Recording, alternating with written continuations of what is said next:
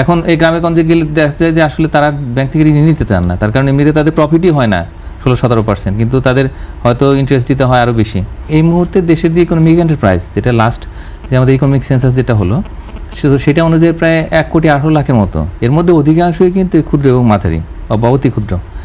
তো এখন তাদের জন্য তো আসলে কিছু করার মতো অবস্থাই তৈরি হলো না সে অর্থে, কিন্তু অভিঘাতটা গিয়ে পড়লো তাদের উপরে। তার কারণ এই যে জ্বালানির যে দামটা বেড়ে গেল, তারপরে এখন বিদ্যুতের দাম বাড়ানোর যে এরকম চিন্তাভাবনা চলছে, তো এতে করে কার সমস্যা হয়েছে?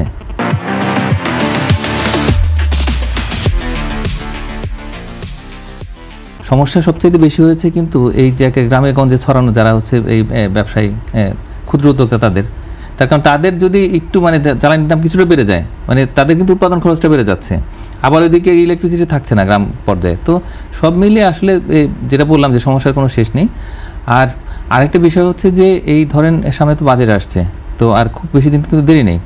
তো এই অবস্থায় ঈদের পরপরই বাজেট, এখন এই অবস্থায় তাদের জন্য আসলে কী ধরনের পরিকল্পনা থাকবে এই সরকারের দিক থেকে, সেগুলো কিন্তু তারা জানেন না।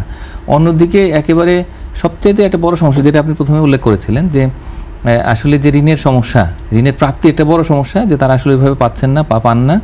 আর অন্যদিকে হলো যে ঋণের খরচটা কিন্তু তাদের জন্য বেশি, তার কারণ যারা বড় ব্যবসায়ী, তো তাদের জন্য যে ঋণের সুদের হার সেটা কিন্তু ফিক্সড আছে মোটামুটি, কিন্তু যারা ক্ষুদ্র মাঝারি ব্যবসায়ী, তো তাদের জন্য এরকম করে বলা আছে নীতিমালার মধ্যে যে এই ব্যাংক এবং যারা উদ্যোক্তা তাদের মধ্যে আলাপ আলোচনার ভিত্তিতে সুদের হার নির্ধারিত হবে। এখন এই গ্রামে-গঞ্জে গেলে দেখা যায় যে আসলে তারা ব্যাংক থেকে ঋণ নিতে চান না, তার কারণে এমনিতে তাদের প্রফিটই হয় না 16-17%, কিন্তু তাদের হয়তো ইন্টারেস্ট দিতে হয় আরও বেশি। তো এই অবস্থা। তো সব মিলিয়ে আমার কাছে মনে হচ্ছে যে এখন তারা যে কষ্ট করে যেভাবে টিকে আছেন, এবং তারাই তো সবচেয়ে বেশি কর্মসংস্থান তৈরি করেন, তো এখন তারা দেশের অর্থনীতিতে এত অবদান রেখে চলেছেন, কিন্তু তাদের কিন্তু আসলে এখন কিভাবে দিন চলবেন, কিভাবে ব্যবসা চালাবেন, এগুলো নিয়েই তারা বড় রকমের চিন্তিত। এখন এই যে যদি আমরা দেখি আর কি, যে তারা কিন্তু শুধুমাত্র উৎপাদন নয়, বরং তারা বিপণন, তারাই কিন্তু ধরেন এই যে বিভিন্ন রকমের যে দোকান পাট যেগুলো আমরা বলি, তো বা নন ফার্ম সেক্টর যেটা রুরাল এরিয়াতে, তো এগুলো নানা রকমের ব্যবসা বাণিজ্যের সঙ্গে তারা জড়িত। এখন প্রত্যেকেরই কিন্তু কিছু কমন প্রবলেমও আছে, আবার সেক্টর স্পেসিফিক প্রবলেমও আছে।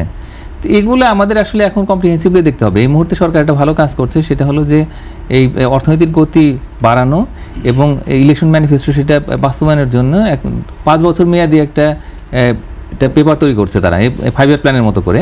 তো সেইখানে আমি যতটুকু জানি যে আসলে এই ক্ষুদ্র মাঝারি উদ্যোক্তা তাদের জন্য এই মুহূর্তে আসলে ওরকম ডেডিকেটেড অ্যাটেনশন নেই। তো আমার মনে হয় কি যে একদিকে হচ্ছে বাজেট, সেখানে পরিষ্কার করে বলা যে তাদের জন্য আসলে কি আছে এবং কি থাকবে, আর এর পাশাপাশি যে 5 বছর মেয়াদি যে কৌশলপত্র তৈরি করছে সরকার, তো সেখানে কিন্তু এদের কথা তুলে ধরতে হবে এবং তাদের যে দুরবস্থা আছে সেটাকে অ্যাড্রেস করার জন্য কি করা যায়, তো সেগুলো পরিষ্কার করে তুলে ধরতে হবে।